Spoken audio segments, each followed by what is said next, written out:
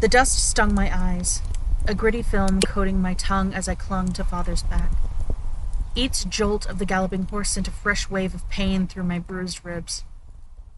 Fear, cold and sharp, clawed at my throat, making it hard to breathe.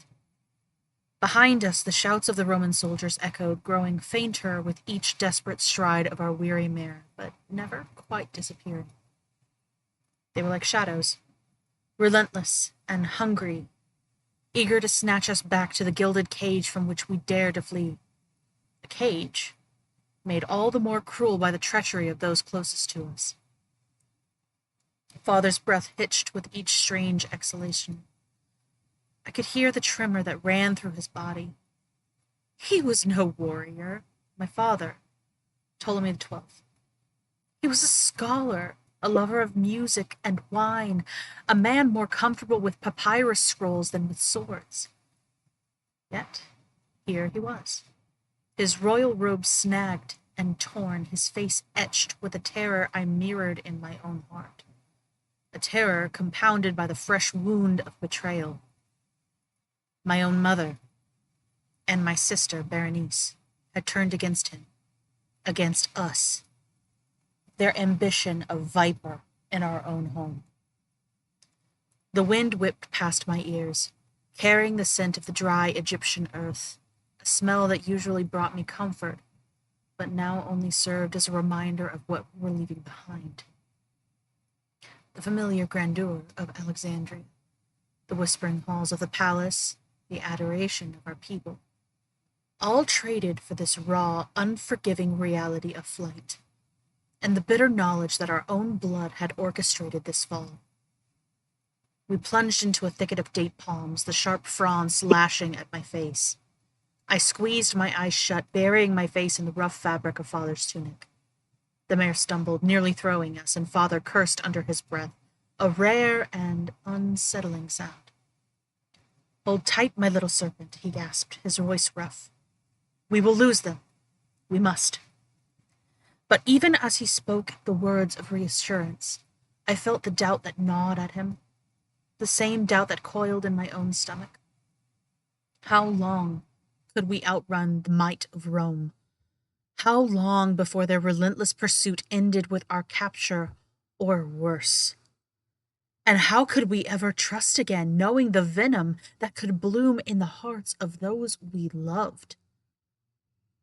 The image of Pompey's stern face flashed in my mind, his cold and calculating as he dictated terms to Father. I was just a child then, barely old enough to understand the intricacies of power, but I had sensed the humiliation in Father's bold head, the simmering resentment in the eyes of our loyal advisors. Now that resentment had boiled over into open conflict, fueled by the treachery of my own kin, and we were paying the price. As the sun began its slow descent, painting the sky in hues of blood orange and bruised purple, we finally slowed our pace, seeking refuge in the shadow of a crumbling temple. The silence that descended was heavy, broken only by the mare's soft snorts and our ragged breathing. Father gently slid me from his back, his hands trembling as he checked for injuries. His gaze, usually filled with scholarly detachment, was now sharp with a desperate protectiveness. "Are you hurt, my Cleopatra?" he asked. His voice was barely a whisper. I shook my head, though my body ached in a dozen places. The physical pain was nothing compared to the fear that still clung to me, a suffocating shroud, and the burning anger at the betrayal that had cost us into this nightmare. Looking out at the vast, unforgiving landscape stretched before us, I knew that this was just the beginning. Our lives had been irrevocably altered, our destiny thrown into chaos, not just by Rome's ambition, but by the poisonous ambition within our own family. In that moment, huddled in the ruins of a forgotten god's sanctuary, a fierce resolve began to bloom within me. I would not be a victim. I would survive. I would remember this fear, this humiliation, this betrayal, and I would use it. One day I would reclaim what was ours. One day, Rome, and those who dared to call themselves family, would know the fangs of the serpent they sought to crush. I'm Courtney. And I'm Brandon. And let's take a trip with the Time Travelers Club. So we finally made it. It's been weeks of background and world building, but we're finally getting into one of my favorite stories of all time. We've arrived at the year 69 BCE. The Nile flowed, a lifeblood through the sun drenched sand, just as it had for millennia. But the Egypt into which Cleopatra the was born was not the land of pharaohs of old. This was Ptolemaic Egypt, a kingdom forged in the aftermath of Alexander the Great's conquests. For nearly 3 centuries, the Ptolemaic dynasty of Macedonian Greek descent had ruled over this ancient land, blending Hellenistic sophistication with Egyptian tradition. The capital, Alexandria, was the jewel of the Mediterranean, a bustling hub of commerce, culture, and intrigue. Its famed library housed the wisdom of the known world, and its harbor teemed with ships from distant lands, laden with treasures and ambitions. Yet, beneath the veneer of Hellenistic grandeur, tensions simmered. The Ptolemaic rulers, while embracing some Egyptian customs, remained largely Greek in their language and courtly life. This created a delicate balance, often disrupted by power struggles, both within the royal family and between the Greek elite and native Egyptian populace. So let's take a moment to imagine the daily rhythms within the Alexandrian palace. Beyond the grand ceremonies and state affairs, there would have been a constant flow of courtiers, advisors, diplomats, and petitioners. Young Cleopatra would have observed these interactions, perhaps eavesdropping on occasion, as precocious children often do, and absorbed the subtle cues of power dynamics, flattery, and negotiation. She would have witnessed the delicate balance her father attempted to maintain between the Greek elite, the Egyptian priesthood, and the ever looming Roman presence. Remember, last time we discussed, he was more than likely not destined to rule. So there's all of this going on, and all these people that he's got to try to balance, and he's not even trained for it. So It is but definitely educational. yeah, Trial by and I think fire. yeah, and I think this will lead later. Like, I mean, he was a learned man, and so therefore he already appreciated like education. But like when we talk, one of the things Cleopatra's really well known for is her ability to take on languages and all this other crap. And we're getting a little ahead of ourselves, and I don't want to get too far ahead, but like just like thinking about that, those were all things I'm sure he was thinking that would have been useful to know. I want to make sure my kids don't, or at least Cleopatra, who really took to it, have that opportunity that I didn't, you know? Absolutely. So the education of a Ptolemaic princess wasn't solely academic. It would have also encompassed courtly intrigue and etiquette, the art of presentation, the understanding of royal responsibilities. Cleopatra would have learned how to conduct herself in public, how to engage with dignitaries, the importance of projecting image of authority and grace, and she might have participated in religious processions and royal ceremonies, absorbing the symbolism and significance of these events in reinforcing the legitimacy of Ptolemaic rule. Again, these are all things that I don't think her dad would have gotten trained on, like I mean, and I feel like this, my theory is that she's the favorite child, and this kind of shows it, because like, why would he Yeah. go, especially for, a girl, go through all of this trouble, like, I know like women and queens and princesses, yeah, like etiquette and things like that are important, but like all like how to deal with dignitaries, that wouldn't have been on the top of the list. It's like, yeah, I mean, queens should know, but like, it's not on the top of the list. In theory, your husband should be doing all that, right? Wherever you're getting In sent off theory. to.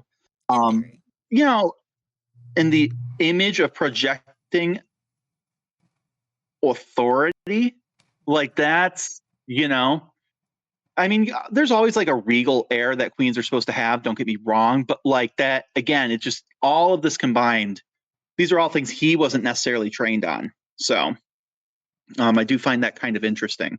Because he kind of gets written off as this kind of like jovial joke of a guy. And, I mean, to me, this seems like someone who really, he understood his place in the world, how he got there, and he wanted to make sure that lessons were learned for his own kids, I guess. So, considering the potential influence of her siblings, while historical records are somewhat fragmented regarding her younger siblings, Ptolemy the 13th, Arsinoe the 4th, and Ptolemy the 14th, their presence would have created a dynamic within the royal household.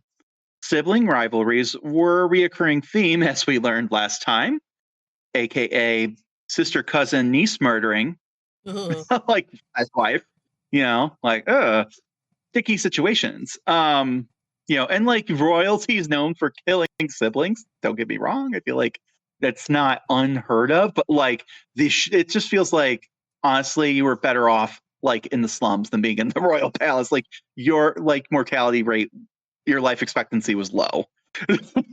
Like, ugh. Agreed. um, but these interactions could have shaped her understanding of alliance and betrayal within her own family.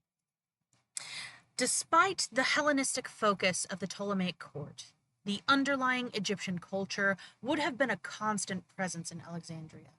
The grand temples dedicated to Egyptian deities like Isis and Serapis stood as powerful reminders of Egypt's ancient heritage. Cleopatra's unprecedented fluency in the Egyptian language suggests a deliberate effort to connect with this aspect of her kingdom. Perhaps she sought out Egyptian scholars or priests, or maybe she simply had a natural affinity for the language and culture. This engagement would have provided her with a deeper understanding of the Egyptian people, their traditions, and their potential for loyalty or resistance. The stories and myths of ancient Egypt that might have been shared with her by some of her closest nurses and native household staff. The tales of powerful pharaohs, the mysteries of the afterlife, and the rich symbolism of Egyptian art and religion probably sparked her imagination and instilled a sense of long history over which she was destined to rule. This connection to Egyptian culture would later prove to be a significant asset in her efforts to solidify her rule and gain the support of her native subjects. But, ruining every beach trip, there were sharks lurking in the water. The Roman influence during Cleopatra's early life wasn't just a distant threat. It was a tangible reality. We've already seen it before with Berenice III and her brother husband murdered, Ptolemy the 11th, after they forced them to marry each other. To the dismay of many in Egypt, Roman officials and merchants would have been a common sight in Alexandria, their presence a constant reminder of Rome's growing power and meddling in their affairs. So it's no surprise that Ptolemy XII's continuous reliance on Roman financial support and military intervention would have been a source of both security and humiliation for the Egyptian court. Consider the impact of figures like Pompey the Great. His involvement in Ptolemy XII's restoration in 55 BC would have made a lasting impression. The young Cleopatra would have witnessed the sheer power of Roman legions and the extent to which her father was indebted to a Roman general. This experience likely instilled in her a deep understanding of Rome's military might and the necessity of engaging with Roman leaders strategically. The stories of Roman conquests and the growing reach of the Republic would have been circulating in Alexandria. Cleopatra, with her sharp intellect, would have undoubtedly grasped the implications of Egypt's future. This awareness might have fueled a desire to find a way to preserve Egypt's independence and perhaps even leverage Roman power for her own ambitions. Cleopatra's early life, therefore, was a complex tapestry woven with the threads of Hellenistic privilege, Egyptian heritage, political instability, and the looming presence of Rome. These diverse influences likely contribute to the development of her unique persona, a blend of Greek intellect, Egyptian mystique, and shrewd political acumen. Her linguistic abilities were not just a scholarly achievement, they were a tool for diplomacy and connection. Her understanding of Egyptian culture was not just academic, it was a means of forging a stronger bond with her people, which I mean, what a concept. It only took them 300 years to get there, but I hey, mean, you know what? actually understand your people and they might actually like you. Go figure. Right, like you don't need a translator just to talk to your own people. Like That's that to me God, that's that's such the a fucked wildest. up aspect. I mean, like to me, that's the wildest part of this. I mean, like, yeah, there's empires, right? Like the Persian Empire, like the Achaemenids, right?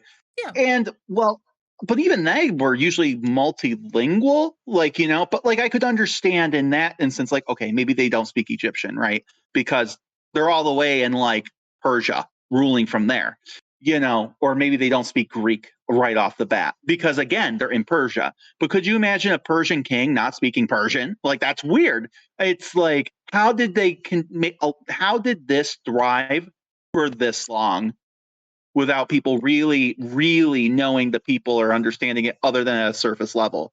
And everything that you see out there shows that really, like, other than like, oh, like a mild interest or how understanding you have to do certain things to appease the public, it's all very bare minimum, like surface level crap.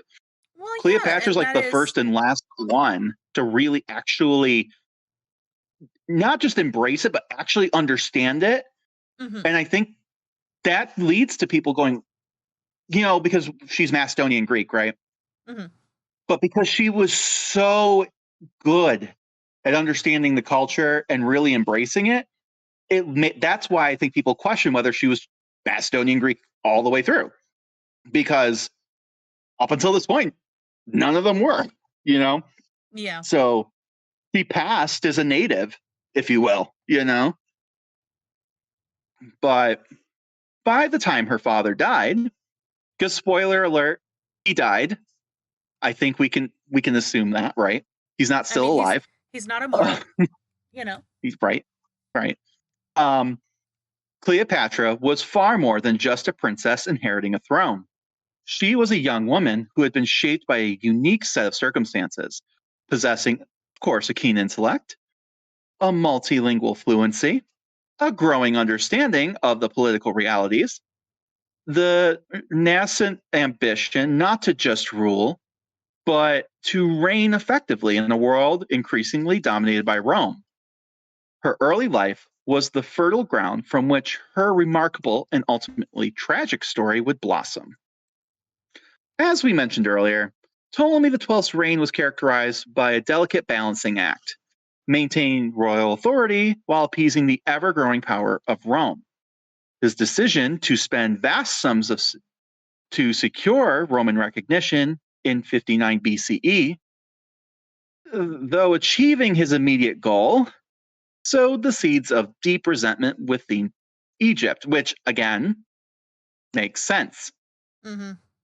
The populace bore the brunt of his financial burden through increased taxation, and they viewed his reliance on Roman bribes as a sign of weakness and a betrayal of Egyptian sovereignty. The annexation of Cyprus by Rome in 58 BCE proved to be the tipping point. Cyprus had been a Ptolemaic possession for centuries, and its loss, without any significant resistance from Ptolemy XII, was seen as a profound humiliation and a clear indication of his prioritizing Roman favor over Egyptian interests. This even ignited widespread anger and provided impetus for open rebellion in Alexandria because, as we have seen before, Alexandria does not need much reason to hang you, burn you, kill you. They love a good riot. They love a good riot. You know what? We're just going to call them the mob. Alexandria, they are the mob. Like, it's not even that organized. That's the thing. No, no, It's no. just No, no, like, no. Not mob like that. Not mob like, oh, okay. like the Sopranos or anything like that. Mob like mob mentality. Yeah, like I said, they're giving very Parisian vibes. Like, Oh, I mean, yes. you don't need to give them much reason. Like, It's like, I give mean, me a Grand reason. Parisians aren't Give hanging me a people from reason. street. Yeah, I mean, don't get me wrong. Parisians today aren't exactly hanging people from street lamps, but like even today, you don't need to give them much reason to have a big ass protest. I don't want to say riot because that makes it sound like they're the aggressor there, but like they know how to party. That's all I'm saying. And so do the Alexandrians, apparently. So Absolutely. the uprising, this current one in Alexandria, was not a general revolt against a disliked king. It involved a significant family betrayal because the plot thickens. The Alexandria populace, fueled by their discontent to Ptolemy the 12th, turned to his eldest daughter, Bernice the Fourth, aka Bernie Sanders 2.0, and they proclaimed her the rightful queen of Egypt. Now, Bernice the Fourth, likely in her late teens or early 20s at this time, found herself thrust into a position of power by popular demand. You don't tell the mob no, Well, if you tell them right? no, you die. So you I don't tell them no. so I want to throw this out there a little bit, and we'll talk a bit more. But like just keep that in your mind. I'm not saying she's innocent, but we don't know. So, while historical sources don't offer detailed accounts of her motivations or feelings about her father's deposition, it's clear that she accepted the throne and ruled Egypt in his absence. That's all we know. Yes, she accepted the throne and she ruled while he was not there. That's all we know. Could it be that she saw an opportunity, rose up, and overthrew her own father and blah, blah, blah, blah, blah? Sure. I mean, like, that will not only has that happened before, but it will happen again with, spoilers, with a sister of hers, two of them. So, and they were Yeah. around that same age. Actually, one of them was younger. So, it's not, but at the same time, we don't have a diary. She wasn't like, Dear Diary, I overthrew my dad today. Like, Gosh, I um, wish we did though. I wish we but like, did. it could. But like we just kind of mentioned too, like it could just as easily have been the mob shows up at your door, and this has happened many times throughout history. And like, what are you going to do? Tell them no? They'll kill you. Like, so it could just as easily have been she was kind of forced into this position, and she was going to try to hold the fort down until he could come back. We'll see how that all plays out. So, further complicating things, because we love this family, was the involvement of a mysterious Cleopatra the Sixth, who may have been, as we discussed last time, none other than her long-lost mother, Cleopatra the Fifth. Honestly, if this was true, then this whole thing makes a lot more sense. I mean, like, again, it's not that it's unprecedented for a teenager to rise up, but like, I do feel like if it's her mom, you have a little more confidence, right? Well, Or at the yes. very least, it's like your mom is the one like who organized everything, and she's using you as the quote unquote legitimate one to like rule, and then she's kind of like a regent puppet person. You know what I'm saying? Yeah, puppet master Like, over there. yeah, and I don't like saying puppet master per se because like that only, but like definitely like the idea of like, okay, this guy is a chump. He's a joke. We need to get him out of here. I can't be queen because I'm not, I guess, related enough because I mean, but what for whatever reason feels like she can't. If the public's not going to right, Not right, related enough. That is such a Like, joke. You gotta which I inbreed mean, like 2 more generations to be related enough. Jesus. right, right. But my point is just that like for whatever reason, because we talked about last time too, like if this is the case, we have no idea why she fell from grace. Maybe that's the Yeah. reason why she feels like she can't rule legitimately if this theory is true, right? Whatever it is, right? She would choose to rule through her daughter, right? Mm-hmm. And like until her daughter becomes of age or for whatever reason. So it's not impossible, especially if she just wanted the figurehead for an unruly Alexandrian court. However, because, muddying it up, depictions of Bernice IV show her as being quite determined and strong willed, which I mean, I feel like this is a family pattern. A little bit. Cleopatra, our Cleopatra, has never been accused of being demure and shy, like No. ever. Her mom clearly wasn't. If this is all true, we know that her whatever she is, Cleopatra III, great grandma, grandma, aunt, I don't know, whatever, namesake, was definitely a strong, independent lady who had no problem deposing her own relatives, Mm-hmm. and ruling.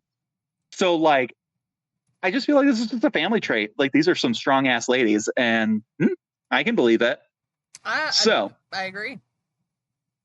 if any of it makes more sense than someone with experience was just tying things up and would have strengthened not only Bernice's claim, but reassured the nobles to risk their lives on a young girl. So, like, if nothing else, right? It's like, okay, Bernice by herself, she, that's not enough. Cleopatra, her mom, not enough. But together, it's like, okay, you've got wisdom and like legitimacy, and like she's young. So maybe some people are like, maybe we can manipulate her, mold her, or others are like, at least there's a continuation, right? Like, Yeah. and both of them are saying, do you want to continue being Rome's bitch? And Yeah. Alexandrians are like, say less. So, When the uprising reached its peak, Ptolemy XII was forced to flee Egypt in 58 BCE. He didn't go alone. While the exact composition of his entourage is definitively not known, it's highly probable that some loyal members of his court and potentially some of his children accompanied him. As previously discussed, it's strongly suspected that the young Cleopatra VII, who would have only been around 11 or 12 years old at the time, was among those who went into exile with her father. This experience would have been a stark contrast to the privileged life of a princess in Alexandria. She would have witnessed firsthand the vulnerability of royal power and the necessity of external support. Other children of Ptolemy XII, including his younger daughter Arsinoe IV and his sons Ptolemy XIII and Ptolemy XIV, were likely left behind in Egypt during this period. Their experiences under the rule of their half sister Berenice IV would have varied, but they would have undoubtedly been aware of the dramatic shift in the political landscape and the precariousness of their family's position. Ultimately, yeah, I mean, like, this is wild. yeah, and Leaving like, the babies behind. Like well, I can't. what's really wild to me, right? And this, like, again, no facts, just vibes. Um, I mean, some inference based off of this information, right? Mm-hmm. Like, Cleopatra is the one he grabs, not the heir, not the spare Cleo. And And like, it's again, we're saying it's not. I have to wonder if she had shown such like promise that if Yeah, she had stayed, she would have been killed. yeah, and you'll see this like going on too. Like, he's like, the way you could read it is that he always wants her to rule, and even when he does things later when he's dying, like, it's done in a way that almost looks like he was just trying to secure her rule, with no spoilers there. But Ultimate like, daddy's girl, yeah, but yeah, But I just find that interesting that he didn't grab any of the other kids, just her. And You know, I have to wonder what the dynamic was there between the siblings, if anything, because well, clearly not great.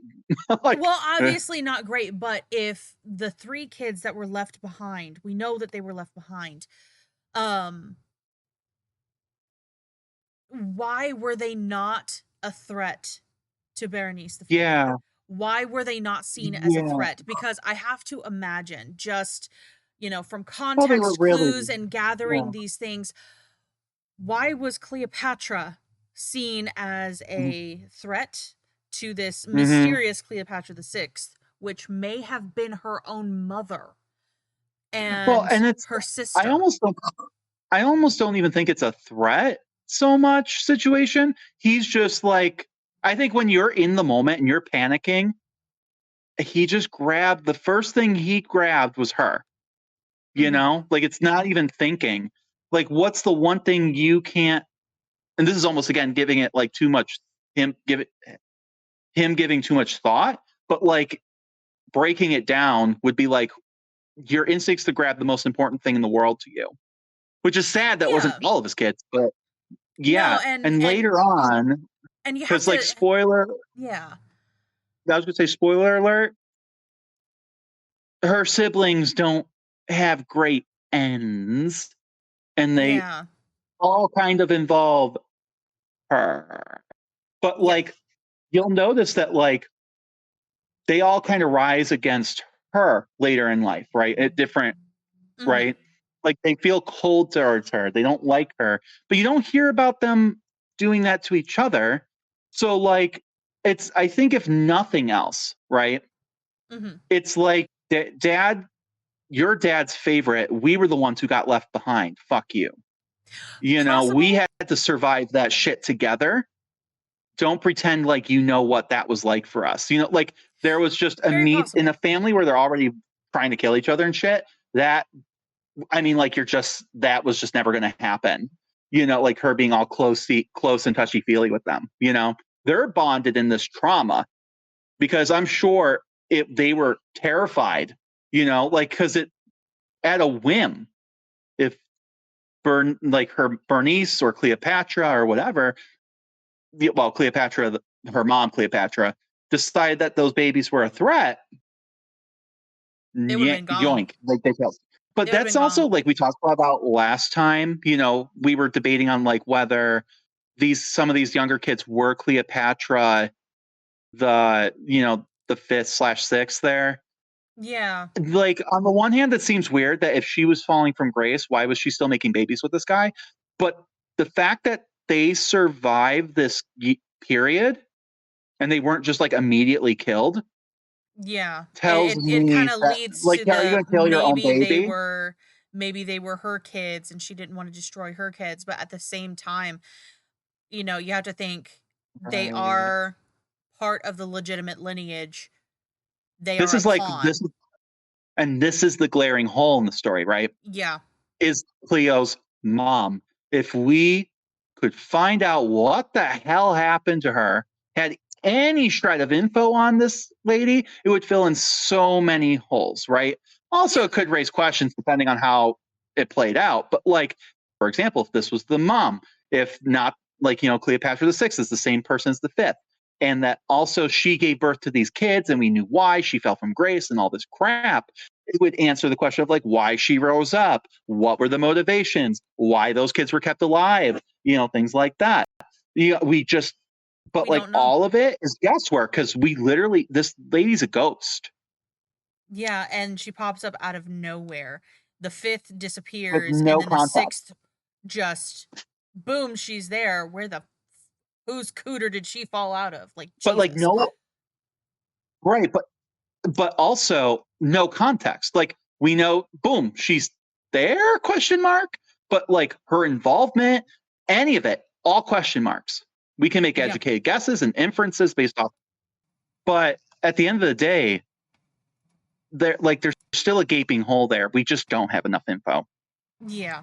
And that's one of those things where like we can try we can try to piece them together, but realistically, until we find concrete proof in the sands of Egypt, we don't know. Which again, that's if there is any, because Exactly.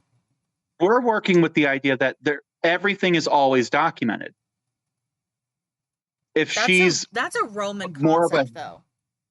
right, but even then, first of all, ill women. Ultimately, Ptolemy XII's exile led him to Rome, the center of power he had so diligently courted. He spent years lobbying influential Roman figures, primarily Pompey, for assistance in regaining his throne. He incurred massive debts, essentially mortgaging the future of Egypt to secure Roman military intervention. His time in exile was marked by desperation, political maneuvering, and a relentless focus on his restoration. Meanwhile, Bernice IV's reign as Queen of Egypt lasted approximately 3 years, which again, I feel like to keep the other 3 potential threats alive, especially the boys, right? Yeah. Like that's kind of wild, you know? A little bit. Unless someone's kind of protecting them.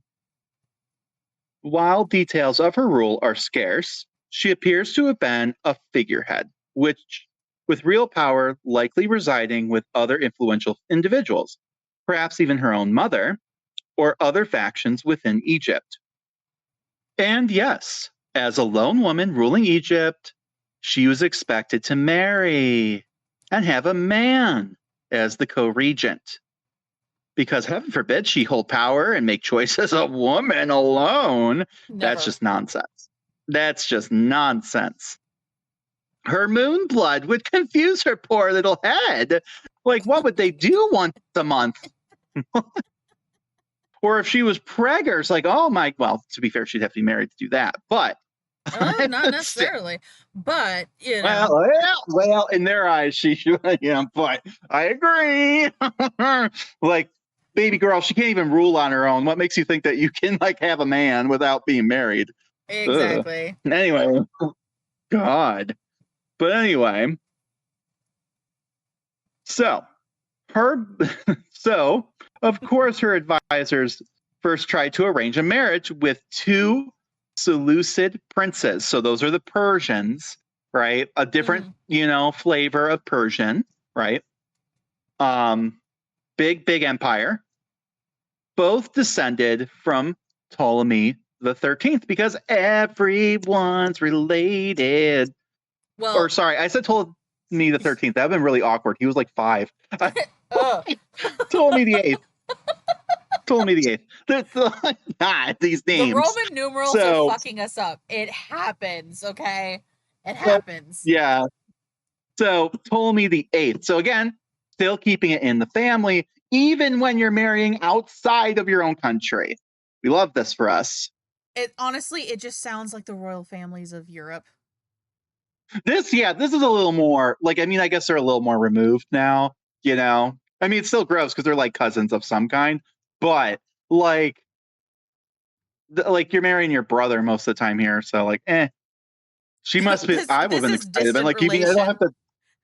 you mean I don't have to bone like my half brother? Thank you. Ugh. So the first one was the son of Cleopatra Selene of Syria, because again, we all have the same names. He died while negotiations were in progress. Perhaps suspiciously so, as Bernice didn't seem too enthused by this relationship. Oh. The second was a grandson of Tryphonea and Atticus, Aunt Atticus, like from fucking To Kill a Mockingbird. These names. Anticus. The 8th, Gripus. I'm going to call him Gripus. That seems like a name. He Yeah. was all, and their child, this is a real hard one, guys. This prince, his name was Philip. Thank God. Philip. Yeah. So Bernice and Philip, he was forbidden by the Roman governor of Syria to accept this invitation. Again, not exactly their business. But I guess everyone was too afraid of them at this point. Personally, I would have called them out on it. Been like, you know what? I remember what happened to the last Bernie. Okay. That's why I'm 2.0. No. Last time you arranged a marriage for a Bernie, it didn't end well for her. God, no. Stay out of it. So maybe if someone had some of their crap that came later, this all would have been avoided. The Alexandrians then, thirdly, arranged a marriage with a man called Seleucus, connected to the Seleucid royal house. He may have been another son of Cleopatra Selene of Syria, perhaps Seleucus the seventh. Alternatively, he may have been the illegitimate son of one of the Seleucid kings. When he arrived in Alexandria, the Alexandrians were shocked by his vulgar appearance and manners, and nicknamed him Kaibiosaktes, salt fish monger. I feel like, it doesn't sound flattering, but I think that the reference is a little lost the time here. I guess salt fishmongers Salt fishmonger. Oh no. Oh no, think about it. Saltfish. How was their preservation at that time period? Salt? Smoking? Yeah. A saltfish monger. So we're looking at potentially fermented fish smell, and God. Oh. I was just thinking, you swear like a sailor. That's more where my brain went, was that he was just this rude, vulgar person, like sailors kind of are. But yeah, I think we've got the same ideology. Apparently, we're not a fan of people who make a living off of the ocean. Not when they have no manners. I'm sorry, if you're literally being called to become a king, act like it. Yeah. Well, Bernice also didn't like him, apparently, because after a few days of marriage, she was unable to bear with his coarseness and vulgarity, and felt that he could not command the respect of the populace. So, what do you think she did? What did she do? Wasn't it divorce? There's only one way to deal with this. You can't sit him down. There's no Princess Diaries moment where we learn how to be a proper king. No. We strangled him. And you know what? Good for her. Good for her. She got him before he got her. You know what? I kind of appreciate it, because if he's so vulgar that people dislike him just for his speech, she literally was like, shut the fuck up. It's just like, I love this because, she's like, I remember Bernie, 1.0. I'm Bernie 2.0. This is an upgrade. We kill before we get killed, Absolutely. So good for her, The court, because apparently they are not learning any lessons here, then arranged a marriage with a Greek called Archelaus. Archelaus had been appointed Prince Pontiff at a temple of the Great Mother at Camana in Pontus, as you are, by Pompey, and claimed to be the son of King Mithridates of Pontus, and if so, to be distantly related in blood to the Ptolemies, because family. Stick together. Strabo instead says his father was also called Archelaus, one of the chief marshals of Mithridates the sixth in the First Mithridatic War, who defected to the Romans. At that time, Archelaus was an associate of Aulus Galbinus, that Syrian governor that didn't like one of the other marriages, and had hoped to join with him on an expedition against the Parthians. Gabinus, furthermore, had become suspicious of Archelaus' associations with the Egyptians and had him arrested. Persuaded, though, that Archelaus was no threat, and perhaps bribed, Gabinus voluntarily released him.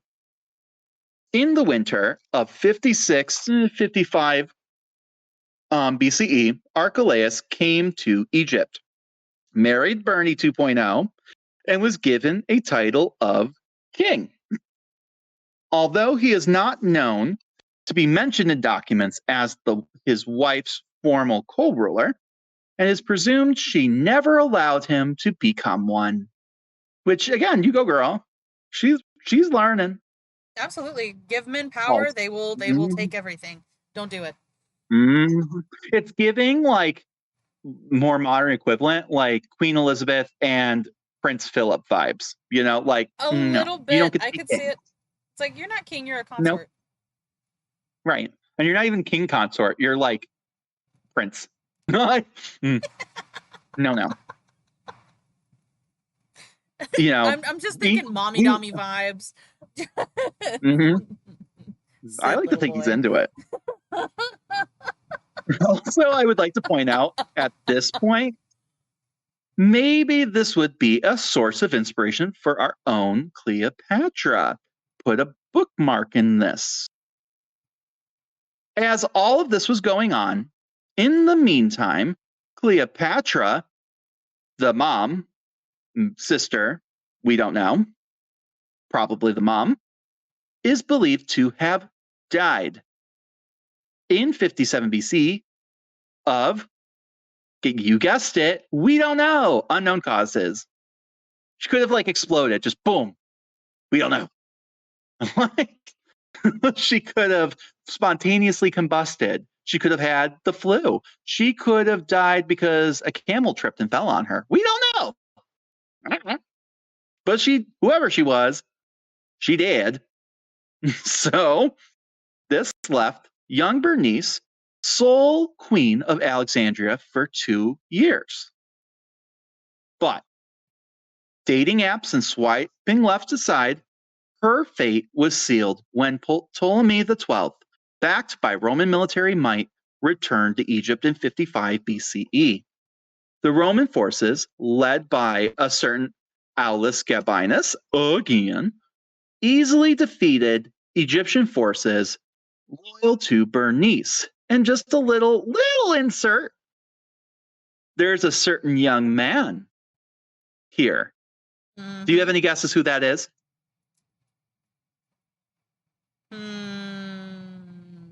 Caesar? No. Oh, Mark Antony. Mark Antony. Okay. Yeah, Mark Antony has not at this point, and we'll discuss this later. But like, no, he hasn't really known Julius Caesar yet. But this is what gets him noticed by Julius Caesar. So like, it's just funny, like it's like Cleopatra and him are kind of like always in the same room, but don't ever get the chance to talk. Yeah, like it's just like, it's funny. Like the reason her dad comes back is because Mark Antony is in the army that helps bring him back.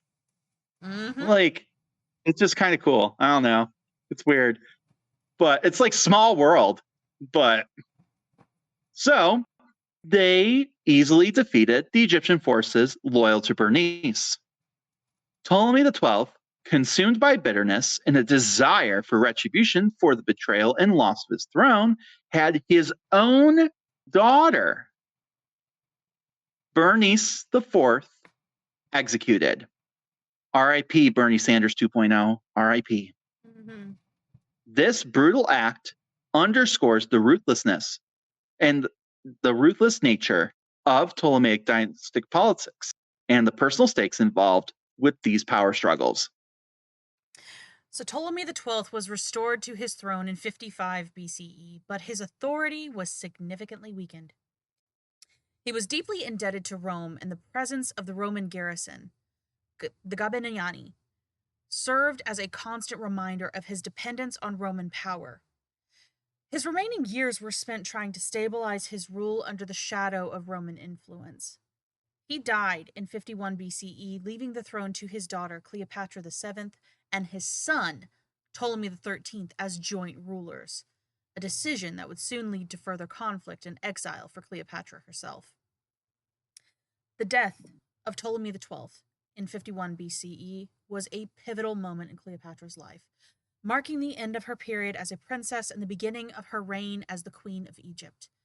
While the specific circumstances surrounding his death are not detailed in surviving historical accounts, we can piece together the likely context and immediate aftermath based on the political climate of the time and the subsequent actions of Cleopatra and the Roman powers. To understand the significance of Ptolemy XII's death, it's crucial to remember that the turbulent nature of his rule. He had spent much of his reign navigating internal dissent and, more significantly, the overwhelming influences of Rome. His desperate need for Roman recognition and military support had left Egypt financially drained and politically vulnerable. The populace often resented his subservience to Rome, and the royal court was likely rife with factions vying for power and influence. Ptolemy XII's will, which became public upon his death, stipulated that his eldest daughter, Cleopatra VII, should rule jointly with her younger brother, Ptolemy XIII, who was still only around 10 years old at this time. This arrangement was not unusual for Ptolemaic dynasty, where sibling marriages were often employed to maintain the purity of the royal bloodlines and ensure a co-regency. However, such arrangements frequently led to power struggles and internal conflict, as was soon to be the case with Cleopatra and Ptolemy XIII. Given the lack of specific details, we can only speculate on the immediate cause of Ptolemy XII's death. There is no historical evidence to suggest that he was assassinated, although political intrigue was certainly a common feature of this era. It's more likely that he succumbed to illness or natural causes, perhaps exacerbated by the stresses of his precarious reign. He was in his late 50s or early 60s at the time of his death, which was within the typical lifespan for that period. The location of his death was almost certainly Alexandria, the capital and the royal seat of Egypt. As the ruling pharaoh, he would have resided within the royal palace complex. The rituals and ceremonies surrounding his death would have been significant, involving the royal court, the Egyptian priesthood, and likely representatives of the Greek community in Alexandria. His body would have been prepared for burial according to Ptolemaic customs, which blended Greek and Egyptian traditions. While the exact location of his tomb remains unknown, it would have been a site of considerable importance. And I just thinking about this too, right? Mm-hmm. Whatever happened to Bernie's husband? That is a very good question. He just poof gone. He did, I'm but sure at the there's a same record time, out there, but there has to be a record. And at the same time, like, he was held prisoner and then let go. Yeah. And then he's Yeah. not there no more. So I very much I wonder the same thing that you wonder, because that is weird. Yeah. That is very weird. Just like, but so Ptolemy XII's death created a power vacuum, albeit one with a preordinated succession according to his will. However, the fact that the co-ruler was an 18-year-old girl, woman, whatever, and the other, a young boy of 10, created an inherently unstable situation.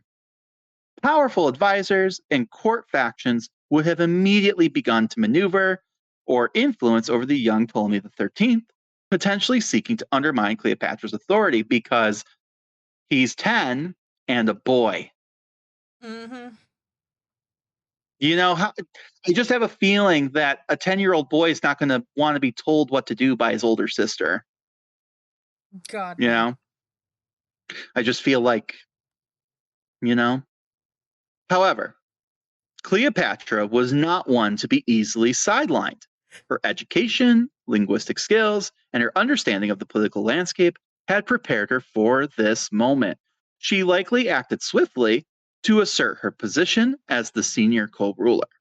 Her intelligence and charisma would have been crucial in navigating the complex dynamics of the court and the potential challenges to her authority. The will itself, while outlining a joint rule, implicitly placed Cleopatra in a position of seniority due to her age and experience relative to the 10-year-old. This likely provided her with a legal basis to assert her dominance. I don't like the idea of her dominating her brother husband. That's a bad image. I mean, it's a bad image, but at the same time, it has nothing to do with actual, I know. It's just crushing like, power. no, I mean, when we think dominating someone, like if you're dominating your husband, it's I well, mean, well, well, but he's 10. yeah, no, but even then, they wouldn't have. I And there's really don't think that they would have consummated anything realistically. Oh, and I was gonna say that's a side thing. Like there is no proof that she ever consummated anything. I mean, as you would hope with a 10-year-old. I mean, he's not always gonna be 10, but through his story. But there's no proof that she ever did consummate that union. So yay, she's already breaking away from family traditions. Woohoo! But we still have one person left. And what did they think about it? The death of Ptolemy XII also had implications for Egypt's relationship with Rome. He had cultivated ties with these powerful Roman figures, especially Pompey. His will likely reiterated Egypt's dependence on Roman goodwill and may have even requested Roman oversight of the succession. This would have provided Rome with an opportunity to further exert its influence in Egyptian affairs. The Romans, preoccupied with their own internal power struggles at the time, the lead up to a certain civil war between Pompey and Julius Caesar, may not have immediately intervened in Egyptian succession. However, they would have certainly been watching the situation closely, ready to capitalize on any instability that might arise. Ptolemy XII's death was not just the end of a reign. It was the catalyst that propelled Cleopatra into the forefront of Egyptian politics. It presented her with both an opportunity and a significant challenge. She inherited a kingdom burdened by debt and vulnerable to Rome, now to be ruled jointly with a younger brother who would soon become her rival. The decisions that she made in the immediate aftermath of her father's death would set the stage for her remarkable and ultimately tragic reign, marked by her astute political maneuvering, her famous alliances with Roman leaders, and her unwavering determination to preserve Egypt's sovereignty. His death was the opening chapter in Cleopatra's own dramatic story as the last pharaoh of Egypt. All right. But that's it for this time. If you like what you heard today, please give us a positive review on whatever and all platforms you listen to this podcast on. It goes a long way for us to appease the algorithm gods and get this suggested to others just like you. The more we can connect to our fellow history nerds, the more we can build up a community and keep this show going. So wherever you are listening to this, whether it be Spotify, Apple, iHeart, or YouTube, if you like us, take the time to give us a positive review. It goes a long way for us. Also, we have a Patreon where you can hang out with us and get exclusive content, like video casts where we might try to make some ancient recipes, talk about topics that could not fit into the main arcs for the podcast, and then just generally being batshit and dumpster fires. All for the small price of a latte per month. Research materials and books cost a lot of money, and it takes a lot of time for us to create this show, so anything that you can provide would be a huge help. If you have any ideas, comments, or just want to say hi, you can reach us at timetravelersclubpodcast@gmail.com. We can't wait to see you again next week, and as always, thank you for listening. Bye for now.